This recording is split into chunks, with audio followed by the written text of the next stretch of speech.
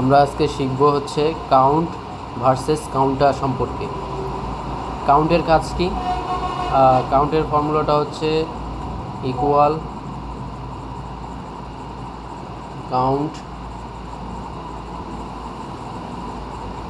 এবং সিরিয়াল নাম্বারের সব সংখ্যাগুলো সিলেক্ট করা করে ইন্টার চাপ দিলাম। তো আমরা এখানে দেখতে পাচ্ছি যে কাউন্ট টোটাল 10টা সংখ্যা আসছে, 10টা, ঠিক আছে। এবং আমরা যদি কাউন্টটা বের করি সেক্ষেত্রে কি চেঞ্জেস আসবে আমরা একটু দেখি। ইকুয়াল কাউন্টটা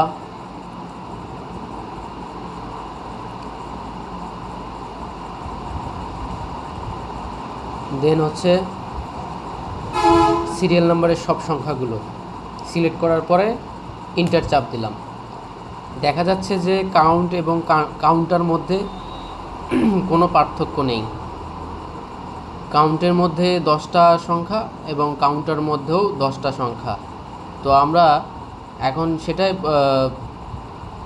পরীক্ষা করব যে আসলে কাউন্ট আর কাউন্টার মধ্যে তফাৎটা কোথায়। তো আমরা যদি সিরিয়াল নাম্বারের সংখ্যাটা চেঞ্জ করে আমরা যদি লেটার দেই সেক্ষেত্রে কি আসে দেখি।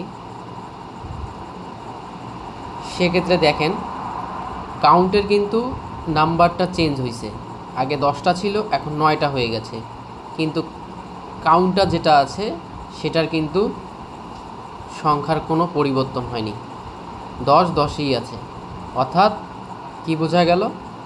কাউন্ট হচ্ছে সংখ্যাগুলো কাউন্ট করে এবং কাউন্টটা হচ্ছে সংখ্যা এবং লেটার দুটাই কাউন্ট করে।